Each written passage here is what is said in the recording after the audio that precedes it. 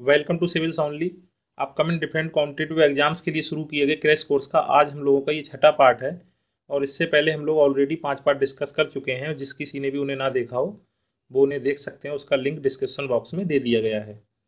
इसी के साथ साथ आप government schemes, budget, economic survey और 2021 की इम्पोर्टेंट गवर्नमेंट स्कीम्स के लिए सिविल्स ओनली को फॉलो कर सकते हैं। और इन सभी से रिलेटेड आपको फ्री पीडीएफ सिविल्स ओनली के टेलीग्राम और वेबसाइट पर मिल जाएंगी। तो आज का अपना सेशन स्टार्ट करते हैं। और इसमें हम लोग सबसे पहले मौर्य काल, मौर्योत्तर काल और गुप्त काल के बीच तुलनात्मक अध्ययन करेंगे। तो हमारे अध्ययन का जो सबसे पहला डायमेंशन रहेगा वो हम लोग सबसे पहले सामाजिक आधार देखेंगे कि आखिर इन तीनों साम्राज्य, तीनों काल में सामाजिक आधार में क्या क्या परिवर्तन हुए थे या इनमें क्या क्या समानताएं थी। तो जैसे अगर हम लोग मौर्य काल की बात करें तो देखिए उस समय क्या था, हमको जो भी इससे रिलेटेड जो भी हमको जानकारियाँ प्राप्त होती हैं उसमें विदेशी जो उस समय यात्री यहाँ पे आए थे, विदेशी जो लेखक हुए हैं उनके लेखन से भी हमको इस साम्राज्य के बारे में जानकारी प्राप्त होती है। तो जो मेगस्थनी, जो स्ट्रेबो के कुछ लेख प्राप्त हुए उनसे ऐसा अनुमान लगाया गया है कि इस समय दास प्रथा नहीं थी। इसी के साथ साथ जो अशोक के शिलालेख, अगर शिलालेखों की बात की जाए तो उसके अनुसार हमको ऐसा पता लगता है कि मौर्य काल में दास प्रथा मौजूद थी। इसी के साथ साथ अगर हम लोग स्त्रियों की स्थिति की बात करें तो मौर्य काल में कहीं ना कहीं तुलनात्मक रूप से इनकी स्थिति काफ़ी बेहतर थी। और इनको साथ ही साथ विधवा पुनर्विवाह की भी अनुमति थी और नियोग की भी अनुमति इनको प्राप्त हुई थी। किसको? महिलाओं को। और नियोग क्या था? नियोग के अंतर्गत ऐसी एक प्रावधान ऐसा किया गया था कि ऐसी सभी महिलाएं, मतलब जो विधवा हो जाती थी, तो वो कहीं ना कहीं संतान प्राप्ति के लिए अपने देवर के साथ सहवास कर सकती थी, है ना। तो इसी प्रथा को नियोग कहा गया उस समय काल में। और इसी के साथ साथ इस समय काल में महिलाओं की प्रशासन में भागीदारी भी देखने को मिलती है। और पुरुष और महिलाओं दोनों को ही मोक्ष की भी अनुमति थी। और कौटिल्य ने इसको क्या कहा है? मोक्ष को उन्होंने तलाक के रूप में संदर्भित किया है अपने अर्थशास्त्र में।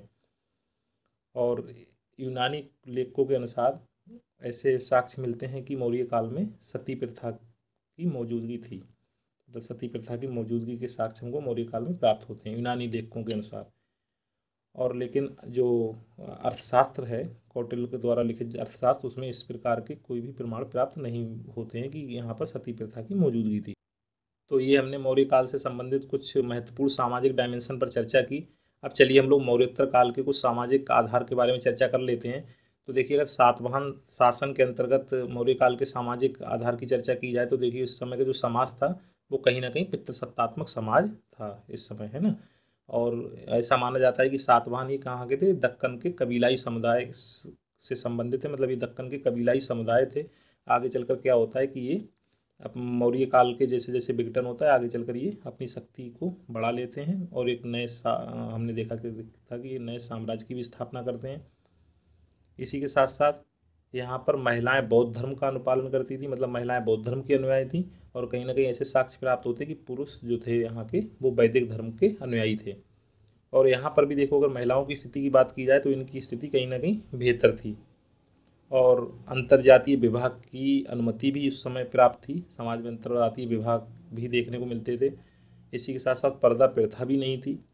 और हमें इस काल में ब्राह्मण और बौद्ध भिक्षुओं को करमुक्त ग्राम दान में दिए जाने के भी साक्ष्य प्राप्त होते हैं।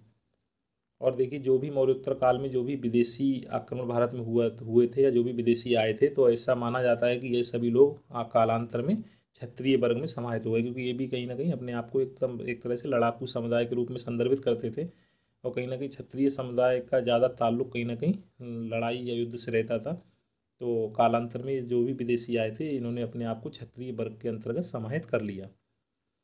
अब ये तो मौर्य काल और मौर्योत्तर काल के सामाजिक डायमेंशन की बात रही है। चलिए हम लोग गुप्त काल के बारे में देख लेते हैं कि उस समय सामाजिक परिस्थिति क्या थी। तो देखिए गुप्त काल में जो वर्ण व्यवस्था जो मूल रूप से और जटिल होती जा रही थी लगातार। तो अब क्या हुआ, जो भी कार्य थे लोगों के अब वो क्या हो गए, वो जन्म आधारित हो गए।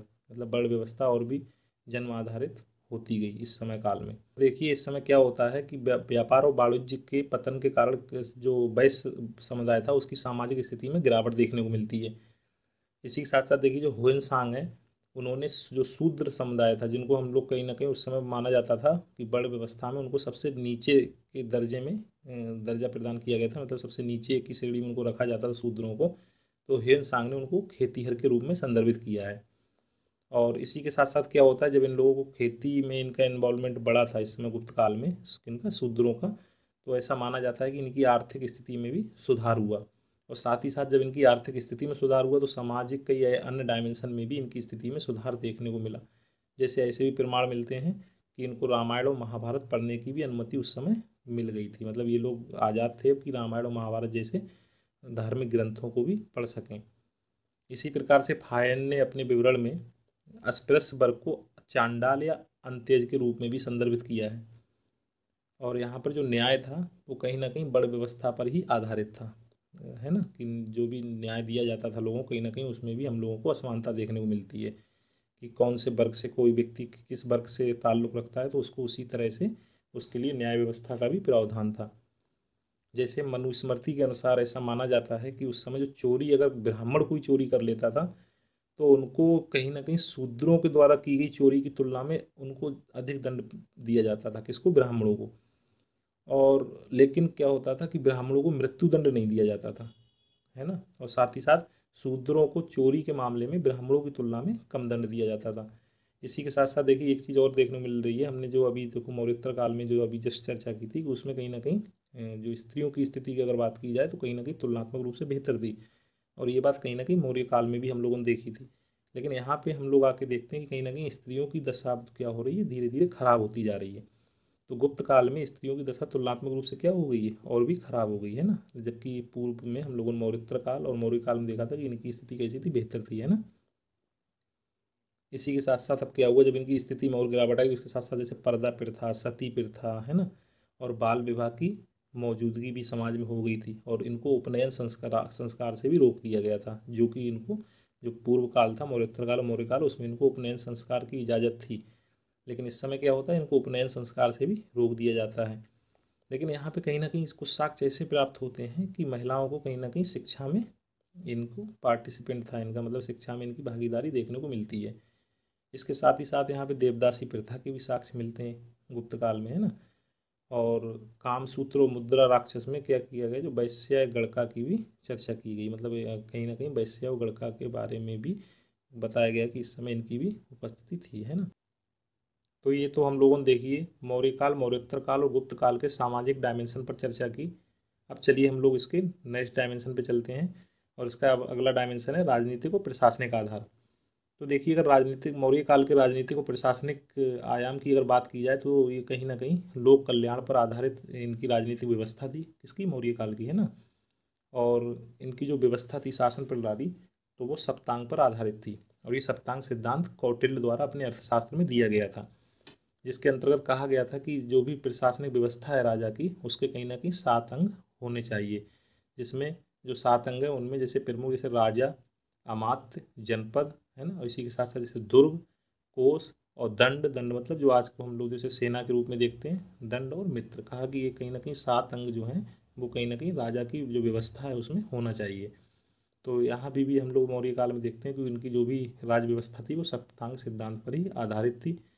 और इन्होंने देखिए अपनी प्रशासनिक सुविधा के लिए, क्योंकि मौर्य काल हम लोगों ने देखा था काफ़ी व्यापक क्षेत्र में फैला हुआ था, तो इन लोगों ने इसी प्रकार से क्या किया था, अपनी प्रशासनिक सुविधा के लिए अपने साम्राज्य को छोटे छोटे पार्ट में बांट लिया था। और अशोक के समय में ये टोटल 5 प्रांतों में बटा हुआ था, लेकिन इससे पहले ये 4 प्रांतों में बटा हुआ था, जिसमें सबसे पहले से उत्तरापथ था, दक्षिणापथ था, है ना। इसी के साथ साथ इसमें अवंती और प्राची थे। लेकिन अशोक के समय इसमें कलिंग नाम का एक और प्रांत जुड़ गया। तो टोटल अशोक के काल तक आते आते मौर्य काल टोटल 5 प्रांतों में विभाजित था, है ना। और ये सभी काम कहीं ना कहीं ऐसे साक्ष्य प्राप्त होते हैं कि ये सब प्रशासनिक सुविधा के लिए किया गया था। छोटे छोटे प्रांतों में अगर बांट दिया जाएगा तो इससे क्या होगा, जो भी वहाँ पे प्रशासनिक व्यवस्था है वो कहीं ना कहीं और भी बेहतर रूप से संचालित हो सकेगी। और हम लोगों को वहाँ पे उस समय ग्राम प्रशासन की भी जानकारी के साक्ष्य प्राप्त होते हैं, क्योंकि जो सोहगौरा और महास्थान से जो अभिलेख प्राप्त हुए हैं उनसे हम लोगों को ग्राम प्रशासन की भी जानकारी मिलती है। और मौर्य काल में जो सैन्य बल थे उनको भी 4 पार्ट में डिवाइड किया गया। उनमें जैसे पैदल, घुड़सवार, हाथी और रथ, है ना, ये सभी शामिल थे उनकी सेना में। इसी के साथ साथ अगर न्याय व्यवस्था की बात की जाए तो कहीं ना कहीं सम्राट ही सर्वोच्च था, मतलब सम्राट का ही न्याय सर्वोच्च न्याय माना जाता था। और कहीं ना कहीं ग्राम सभा को सबसे छोटे न्यायालय के रूप में संदर्भित किया जाता है, मतलब कहीं ना कहीं वहाँ पे ग्राम सभा को भी ठीक ठाक तवज्जो दिया गया था, है ना। और ये हम लोगों को सहोगौरा महास्थान अभिलेख से ऐसे साक्ष्य प्राप्त भी होते हैं। और अर्थशास्त्र में 2 प्रकार के न्यायालयों की चर्चा की गई थी, जिसमें धर्मस्थीय और कंटक शोधन न्यायालय की बात की गई, जिसमें धर्मस्थीय मतलब दीवानी न्यायालय और कंटक शोधन को फौजदारी न्यायालय के रूप में संदर्भित किया गया है। ठीक है। अब देखिए, अगर मौर्योत्तर काल के राजनीतिक और प्रशासनिक आयाम की भी बात की जाए तो इस समय आके क्या होता है, कहीं ना कहीं हमको सातवाहन काल से सामंतिक लक्षणों का आभास देखने को मिलने लगता है ना। कहीं यहाँ पे सामंतिक व्यवस्था की शुरुआत होने लगती है। कब से? सातवाहन काल से। इसी प्रकार से इस समय जिला को आहार कहा जाता था, है ना, और जो बड़े अधिकारी होते थे उनको अमात्य कहा जाता था। और फिर इसी समय क्या होता है कि कुषाणों ने जो प्रांत थे, प्रांतों में शासन प्रणाली को और भी बेहतर और सुचारू बनाने के लिए उन्होंने प्रांतों में 2 शासन प्रणाली की भी शुरुआत की थी। तो ये देखिए, मौर्य और मौर्योत्तर काल से संबंधित कुछ हमने महत्वपूर्ण राजनीतिक और प्रशासनिक आयाम देखे। अब देखिए, अगर गुप्त काल की बात की जाए तो देखते हैं, चलिए अब इसमें कौन से निरंतरता और परिवर्तन के हम लोगों को तत्व देखने को मिलते हैं। तो देखिए, यहाँ भी जो न्याय का सर्वोच्च अधिकारी था वो कहीं ना कहीं सम्राट ही, अब भी सम्राट ही न्याय का सर्वोच्च अधिकारी, यही व्यवस्था मौर्य काल में हम लोगों ने देखी थी। इसी के साथ साथ लेकिन यहाँ जो शासन व्यवस्था थी वो कहीं ना कहीं और ज़्यादा जटिल बनती जा रही है। अब यहाँ पे जो राजतंत्रात्मक और वंशानुगत प्रणाली पर आधारित शासन व्यवस्था को ज़्यादा ही तवज्जो मिलने लगा। मतलब यहाँ की शासन व्यवस्था वंशानुगत भी थी और राजतंत्रात्मक प्रणाली पर आधारित थी। और इनके लिए जो शासक होता था, इनके लिए मंत्री परिषद की भी व्यवस्था थी। जैसे आज भी हम लोग देखते हैं मॉडर्न टाइम में भी कहीं ना कहीं मंत्री परिषद का काम रहता है कि वो क्या दें, सलाह मशविरा करें, है ना, सलाह मशविरा दें जो भी शासक है, ताकि बेहतर रूप से कार्यों का संचालन हो सके। और प्रशासन की सबसे छोटी इकाई इस समय भी ग्राम ही थे, मतलब गांव सबसे छोटी इकाई थी प्रशासन की। और गांव का जो सबसे बड़ा अधिकारी था उसको ग्रामीण या महत्तर कहा जाता था। ठीक है। और इसी के साथ साथ देखो, हम लोगों ने क्या देखा था, मौर्योत्तर काल में देखा कहीं ना कहीं सामंतिक व्यवस्था की शुरुआत हो रही है। और आगे चल के गुप्त काल में जैसे ही क्या हो रहा है, भूमि दान में तेजी से वृद्धि देखने को मिलती है। तो इसी के साथ साथ क्या होता है कि फौजदारी और दीवानी मामलों को और भी अधिक स्पष्ट और परिभाषित किया जाता है ना गुप्त काल में चल के। और देखिए, इस समय भी जो शासक थे उनकी सेना में पैदल, रथारोही, घोड़सवार और गज सेना शामिल थी, है ना। तो ये हम लोगों ने मौर्य काल, मौर्योत्तर काल, गुप्त काल और इन सब के बीच में हम लोगों ने तुलनात्मक अध्ययन देखा। किस आधार पर? राजनीतिक और प्रशासनिक आधार पर। अब चलिए हम लोग अपने नेक्स्ट तुलनात्मक आधार पर चलते हैं, और हमारा जो अगला आधार है वो क्या है? आर्थिक आधार। तो देखिए, अगर मौर्य काल की आर्थिक व्यवस्था या आर्थिक प्रणाली की बात की जाए तो कहीं ना कहीं उस समय जो प्रमुख पेशा था वो कहीं ना कहीं कृषि ही था, है ना। और इसके साथ साथ पशुपालन और उद्योग, व्यापार, वाणिज्य, जिनकी भी हमको उपलब्धता मिलती है। ठीक है। लेकिन प्रमुख व्यवसाय के तौर पर उस समय कृषि को ही संदर्भित किया जाता है। इसी के साथ साथ दास और कर्मचारी और जो कैदी रहते थे, ऐसे साक्ष्य प्राप्त होते हैं कि इन सभी से कृषि कार्य कराए जाते थे। और उस समय देखिए, जब प्रमुख पेशा ही कृषि था मौर्य काल में, तो कहीं ना कहीं जो आय का भी मुख्य स्रोत होता था शासक का, वो कहीं ना कहीं भूमि कर ही होता था, है ना। और इस समय सूत की कताई करना महत्वपूर्ण उद्योग था। सबसे महत्वपूर्ण उद्योग क्या था? सूत की कताई करना। और इसी के साथ साथ यहाँ पर हमको कई प्रकार की मुद्राएं भी देखने को मिलती हैं, जैसे जिसमें कारसा, पड़ और धारण, है ना। और ये सभी किसकी बनी होती थी? ये चांदी की बनी होती थी। इसी प्रकार से हमको सुवर्ण और निष्क मुद्राएं भी देखने को मिलती हैं, ये सोने की बनी होती थी। और इसी प्रकार से देखिए, रजत मुद्राओं पर मयूर, पर्वत और अर्धचंद्र की आकृति भी देखने को मिलती है इस समय, है ना। और इसी के साथ साथ भारत का इस समय आंतरिक व्यापार भी काफ़ी ठीक ठाक था और बाहर क्षेत्रों से भी व्यापार होता था। और बाह्य क्षेत्रों में व्यापार की अगर बात की जाए तो इसका रोम, सीरिया, फारस, मिस्र और इसके साथ साथ अन्य पश्चिमी देशों के साथ इसका व्यापार उस समय होता था। और मिस्र को भारत द्वारा कछुआ, हाथी दांत, सीपियाँ, मोती, रंग, नील और लकड़ी इत्यादि वस्तुओं का निर्यात भी किया जाता था। अब चलिए हम लोग मौर्योत्तर काल की आर्थिक व्यवस्था पर गौर करते हैं। तो देखिए, मौर्योत्तर काल की आर्थिक व्यवस्था की अगर बात की जाए तो इस समय क्या होता है, देखो, कृषि तो अपने आप में कहीं ना कहीं प्रमुख व्यवसाय बना ही रहता है, लेकिन इसके साथ साथ व्यापार और वाणिज्य की भी उन्नति यहाँ पे देखने को मिलती है। और इसी के साथ साथ यहाँ पे जो मुद्राएं हैं, जैसे सोने, चांदी, तांबे और शीशे से कारसापड़ मुद्रा बनती थी। और इसी समय क्या होता है, मौर्योत्तर काल में जो सातवाहन शासक थे उनने ही सबसे पहले क्या किया था, भारत में सीसा के सिक्के चलाए थे, है ना। तो सर्वप्रथम भारत में सीसा के सिक्के चलाने का श्रेय कहीं ना कहीं सातवाहन शासकों को ही दिया जाता है। और इस समय भी देखिए, कहीं ना कहीं भारत का अपने आंतरिक और बाह्य व्यापार भी ठीक ठाक सही स्थिति में था। और अगर भारत के बाह्य व्यापार की बात की जाए तो रोम के साथ इस समय देखा जाता है कहीं ना कहीं कि अच्छी कंडीशन थी भारत की व्यापारिक मामलों में, और रोम से कुछ महत्वपूर्ण वस्तुएं थी जो आयात की जाती थी, उनमें जैसे शराब, सोने एवं चांदी के सिक्के, टिन, तांबा और पुखराज महत्वपूर्ण है। इसी के साथ साथ कुछ वस्तुओं का रोम को निर्यात भी किया जाता था, है ना। इनमें कौन कौन सी ऐसी मेन वस्तुएं थी, जैसे इसमें काली मिर्च थी, मसाले थे, है ना। तो देख रहे हैं आप यहाँ की अगर भारत के जो मसाले हैं वो कहीं ना कहीं प्राचीन काल से ही विदेशों में क्या होने लगे, पॉपुलर होने लगे हैं ना, और आगे चल के हम देखते हैं कि मॉडर्न टाइम में इनको और भी तवज्जो मिलना शुरू होता है ना। इसी के साथ साथ मलमल, हाथी दांत, चंदन, इत्र, कछुआ की खोपड़ी है, हीरा, तोता, चीता और शेर, है ना, इत्यादि निर्यात किसको होते थे, रोम को किए जाते थे भारत से, है ना।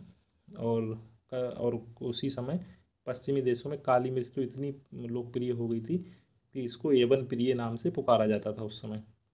और इस समय व्यापार और वाणिज्य में बढ़ावा मिलने से फिर क्या होता है, शिल्प श्रेणियाँ जो रहती हैं व्यापारियों की, उनका भी बेहतर रूप से यहाँ पे विकास होना शुरू हो जाता है। अब देखिए, अगर गुप्त काल की आर्थिक व्यवस्था की बात की जाए तो यहाँ पे भी कहीं ना कहीं जो प्रमुख आय का स्रोत है वो अभी भी भूमि कर ही बना हुआ था। और भूमि पर यहाँ पर सम्राट का स्वामित्व देखने को मिलता है ना। भूमि पर यहाँ पर सम्राट का स्वामित्व था, और जो सम्राट का जो मुख्य आय का स्रोत था वो कहीं ना कहीं भूमि कर ही था। और अग्रहार ऐसी भूमि को कहा जाता था जो मंदिरों और ब्राह्मणों को दान में दी जाती थी, है ना, ऐसी भूमि को अग्रहार कहा जाता था। इसी के साथ साथ यहाँ पे देखने को मिलता है कि वस्त्र उद्योग जो था वो कहीं ना कहीं काफ़ी विकसित था। इसी प्रकार से जैसे मौर्य काल में हम लोगों ने देखा कि उस समय भी सूत कातने के जो उद्योग था वो कहीं ना कहीं काफ़ी उस समय लोकप्रिय था। और इस समय भी हम लोग देख रहे हैं कहीं ना कहीं वही कंटिन्यूटी बना रह रहा है कि वस्त्र उद्योग को और भी पॉपुलरिटी मिल रही है। और गुप्त काल में आते आते सबसे ज़्यादा विकसित अवस्था में पहुंच जाता है ना, वस्त्र उद्योग यहाँ का प्रमुख उद्योग था। इसी के साथ साथ देखते हैं हम लोग, जो यहाँ पे हम लोगों ने मौर्योत्तर काल में देखा था कि व्यापार और वाणिज्य में वृद्धि से जो भी व्यापारी लोग थे, इन लोगों ने अपने आप को शिल्प श्रेणियों में संगठित करना शुरू कर दिया। तो यहाँ पे उनको और भी ज़्यादा व्यवस्थित रूप में देखने को मिलता है, जैसे इन्होंने अपने आप को निगम, संघ और श्रेणियों को स्थापित किया शिल्पियों ने, है ना। इसी के साथ साथ यहाँ पर मृद भांड और मृद मूर्तियों के साथ साथ पत्थर और धातु के उपयोग की भी बढ़ावा मिला, और इसी समय महरौली के लौह स्तंभ को भी बनाया गया था। और लेकिन यहाँ पे देखिए एक और इंटरेस्टिंग चीज़ देखने को मिलती है कि यहाँ पे जो रोम के साथ व्यापार था भारत का, उसमें कहीं ना कहीं गिरावट आती है। लेकिन जो दक्षिण पूर्व एशिया और चीन के साथ कहीं ना कहीं भारत के व्यापार में वृद्धि देखने को मिलती है। जबकि हम लोगों ने अभी मौर्योत्तर काल में क्या देखा था कि भारत का रोम के साथ जो व्यापार था वो काफ़ी ठीक ठाक अवस्था में था, लेकिन गुप्त काल में इस चीज़ में क्या हो रहा है, गिरावट आ रही है ना, रोम के साथ व्यापार में गिरावट आ रही है। जबकि दक्षिण पूर्व एशिया और चीन के साथ व्यापार में क्या हो रही है, लगातार वृद्धि हो रही है ना। और हम लोग उस समय क्या क्या आयात करते थे, तो आयात में जो प्रमुख जो महत्वपूर्ण कुछ चीज़ें थी उसमें जैसे हम लोग रेशम का आयात करते थे, और इसका आयात कहाँ से होता था, चीन से होता था।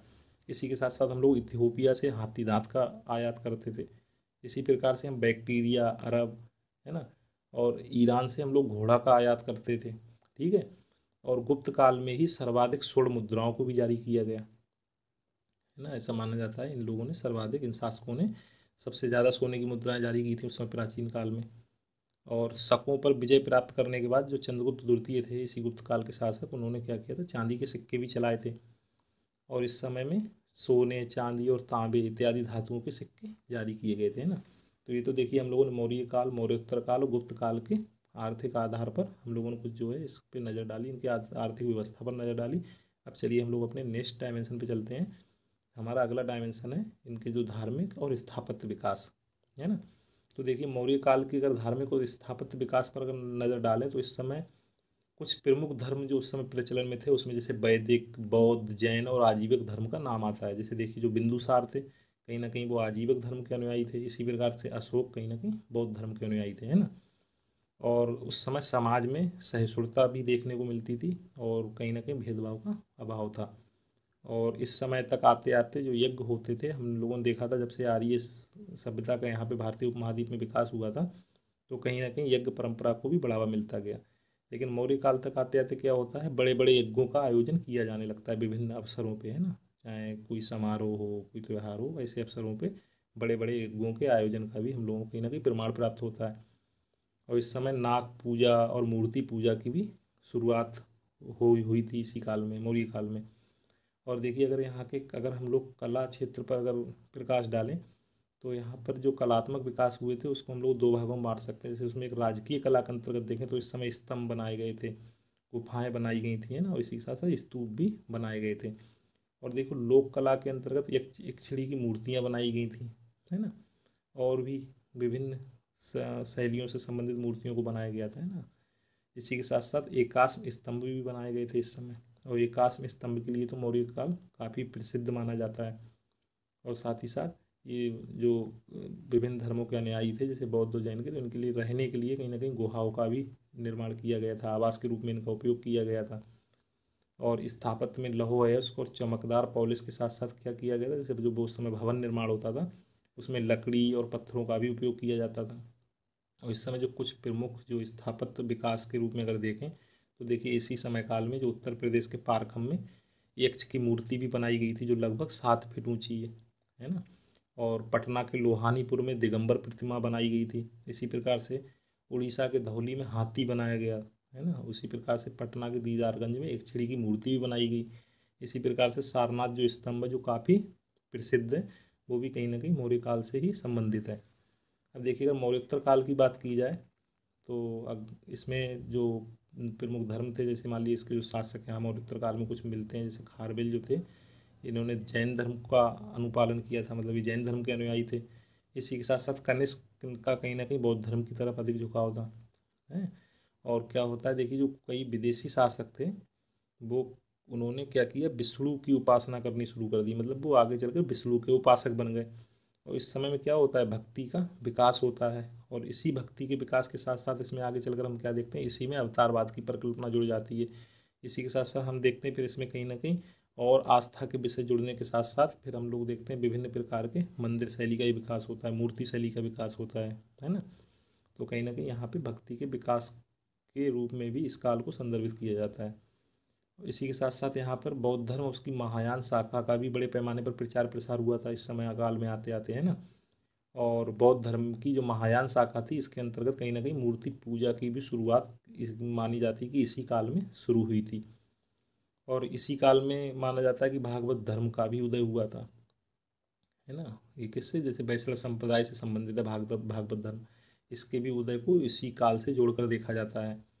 इसी प्रकार से शुंग वंश के अंतर्गत कुछ स्थापत्य विकास हुए थे, जैसे विदिशा में गरुड़ स्तंभ बनाया गया था, भाजा में चैत्य विहार की स्थापना बनाए गए थे, स्थापत्य का विकास हुआ था। इसी के साथ साथ नासिक तथा कार्ले में चैत्य और मथुरा में यक्ष यक्षिणी की मूर्तियों का भी निर्माण किया गया था, है ना। तो ये तो कुछ शुंग वंश के अंतर्गत कुछ स्थापत्य विकास महत्वपूर्ण हुआ था वो है ना। इसी के साथ साथ जो कनिष्क के समय काल में आकर क्या होता है कि जो मूर्ति कला शैली है वो कहीं ना कहीं स्पष्ट रूप से गांधार और मथुरा कला शैली में डिवाइड हो जाती है, मतलब यहाँ पे गांधार और मथुरा कला शैली का बेहतर रूप से विकास देखने को मिलता है। इसी प्रकार से सातवाहन और इक्ष्वाकु शासन के तहत क्या होता है, अमरावती कला का विकास देखने को मिलता है। ठीक है, तो आप देख रहे हैं कि धीरे धीरे क्या हो रहा है, अब हम लोगों को धार्मिक और स्थापत्य विकास देखने को मिल रहा है। अब चलिए हम लोग गुप्त काल पे नज़र डाल लेते हैं। तो गुप्त काल में देखिए क्या होता है कि वैष्णव धर्म के प्रभाव में अब यहाँ पे वृद्धि होना शुरू हो जाती है।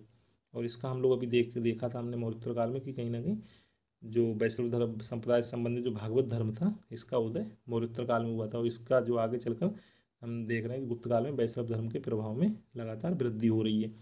और इस समय जो इन शासकों का जो राजकीय चिन्ह था वो क्या था, गरुड़, है ना।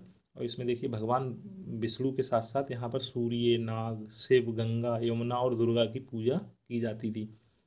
अब यहाँ पे हम लोग देखिए एक चीज़ देखते हैं कि अब क्या हो रहा है, जो पहले यज्ञ की जो प्रथा काफ़ी बड़े पैमाने पर प्रचलित थी मौर्य काल में, उसमें अब कहीं ना कहीं यहाँ पे हम लोग कंटिन्यूशन देखने को नहीं मिलता। उसकी जगह हम लोग क्या देखते हैं कि यज्ञ की जगह अब कहीं ना कहीं पूजा पाठ या उपासना को ज़्यादा महत्व मिलने लगता है। और उपासना के जो केंद्र बिंदु के रूप में कहीं ना कहीं मूर्ति को बनाया गया, मूर्ति को उपासना का केंद्र बिंदु बनाया गया। और इसी के साथ साथ हम देखते हैं कि इसी काल में कहीं ना कहीं मूर्ति कला का तो एकदम तेज़ी से विकास होता ही है, बल्कि साथ ही साथ कहीं ना कहीं संरचनात्मक मंदिरों के विकास का काल भी कहीं ना कहीं यहीं से शुरू होता है ना।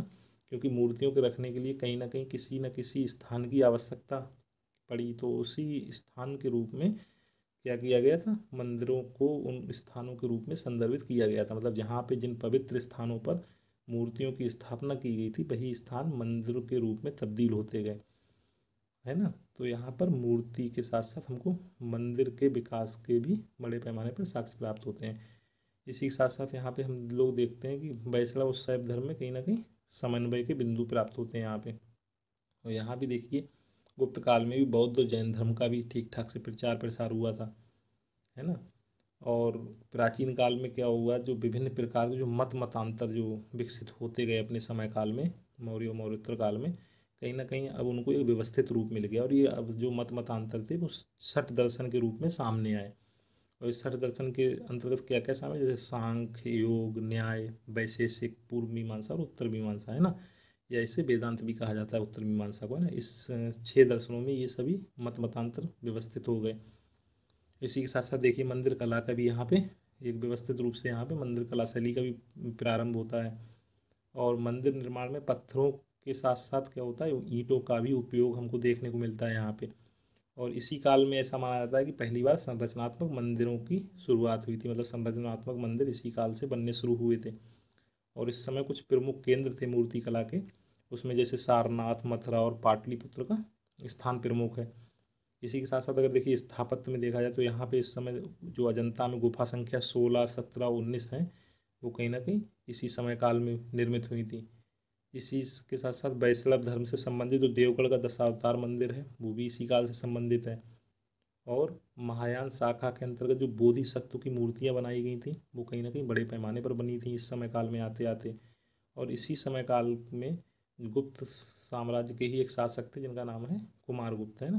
तो कुमारगुप्त द्वारा ही क्या किया गया था, नालंदा में विश्वविद्यालय का भी निर्माण कराया गया था। तो देखिए ये तो हम लोगों ने मौर्य काल, मौर्योत्तर काल और गुप्त काल के धार्मिक और स्थापत्य विकास पर प्रकाश डाला। अब चलिए हम लोग अपने नेक्स्ट डायमेंशन पर चलते हैं और हमारा अगला डायमेंशन है कि उस समय जो साहित्यिक विकास हुआ था प्राचीन काल में, मौर्य काल, मौर्योत्तर काल और गुप्त काल के अंतर्गत, वो साहित्यिक विकास क्या क्या था। तो देखिए अगर मौर्य काल की बात की जाए तो ये कहीं ना कहीं शिलालेख की शुरुआत के रूप में ये काल संदर्भित किया जाता है, क्योंकि सबसे पहले ऐसा माना जाता है कि भारत में अशोक ने ही शिलालेखों के प्रचलन को प्रारंभ किया था, है ना। तो भारत में जो सबसे बड़ी देन थी मौर्य काल की वो क्या था, शिलालेखों की शुरुआत करना। और आगे चलकर हम देखते हैं कि कहीं ना कहीं इस प्रथा को आगे भी कंटिन्यू रखा गया और ये शासक और जनता के बीच संवाद या शासक द्वारा जनता को दिए जाने वाले विभिन्न प्रकार की जानकारियों के एक महत्वपूर्ण स्रोत के रूप में इसका आगे उपयोग किया जाता रहा। और इसकी कहीं ना कहीं हम लोगों को शुरुआत अशोक के काल से देखने को मिलती है ना। और देखिए जो अशोक ने जितने भी अभिलेख अपने समय काल में जो भी अभिलेख उत्कीर्ण कराए थे उन सभी का विषय कहीं ना कहीं प्रशासनिक था। मतलब अभिलेखों से कहीं ना कहीं शासक द्वारा ऐसा जनता को मैसेज दिया जाता था कि उनका जो शासन प्रणाली है वो किस चीज़ पर आधारित है। और इसके साथ साथ जनता से शासक को या शासन को जनता से क्या अपेक्षाएं हैं ना, तो इस प्रकार की सभी बातों को कहीं ना कहीं शिलालेखों के माध्यम से जनता और शासक के बीच संवाद के रूप में यूज किया गया था। तो देखिए अशोक के जितने भी अभिलेख थे लगभग उनका सभी का विषय प्रशासनिक था, क्योंकि जो अभिलेख थे देखिए उनका मेन जो उस समय उपयोग शुरू किया गया था उसका मेन यही मोटिव था कि कहीं ना कहीं जनता और शासक के बीच संवाद संवाद स्थापित हो पाए या फिर शासक द्वारा जनता को कुछ महत्वपूर्ण सूचनाएं प्रदान की जाए, है ना। तो उसको कहीं ना कहीं आगे भी कंटिन्यू रखा गया था। और ये मेन जो देन थी जो शिलालेखों की जो शुरुआत हुई थी वो कहीं ना कहीं मौर्य काल से ही मानी जाती है। तो देखिए जो भी अशोक ने जो शिलालेख लिखवाए थे, जो अभिलेख थे अशोक के, उसमें सभी का विषय लगभग प्रशासनिक था। लेकिन एक अभिलेख था इनका रुमिनदेई अभिलेख नाम का, जो सबसे छोटा अभिलेख भी है, इसका विषय आर्थिक था, है ना। और फिरोज शाह तुगलक ने आगे चलकर क्या किया था, मेरठ और टोपरा से कुछ अशोक स्तंभों को दिल्ली भी मंगवाया था। और इसी समय काल में देखिए बौद्ध त्रिपिटकों का भी विकास हुआ था, है ना। और साथ ही साथ इस समय ही कौटिल्य द्वारा अर्थशास्त्र का भी लेखन किया गया था, है ना। तो अर्थशास्त्र को भी इसी समय काल में लिखा गया था। इसी के साथ साथ वैदिक धारा के अंतर्गत सूत्र साहित्य का भी विकास हम लोगों को कहीं ना कहीं मौर्य काल में ही देखने को मिलता है। इसी के साथ साथ जैन धर्म से संबंधित साहित्य का विकास भी हुआ था इस समय, जैसे भगवती सूत्र, आचारांग सूत्र इत्यादि, है ना। तो कहीं हम देखते हैं कि प्राचीन काल में मौर्य काल भी साहित्यिक विकास की दृष्टिकोण से काफ़ी अच्छा समय काल था। तो देखिए ये तो हम लोगों ने मौर्य काल से संबंधित साहित्यिक विकास पर नज़र डाली। अब देखिए अगर मौर्योत्तर काल की समय काल की चर्चा की जाए तो ये कहीं ना कहीं साहित्यिक विकास की और भी चरम अवस्था के रूप में इसको देखा जाता है ना, कि इस समय क्या होता है, साहित्यिक विकास को और भी बढ़ावा मिलता है। और शुंग काल में क्या हुआ था, मनुस्मृति का जो विकास हुआ था वो शुंग काल में ही माना जाता है।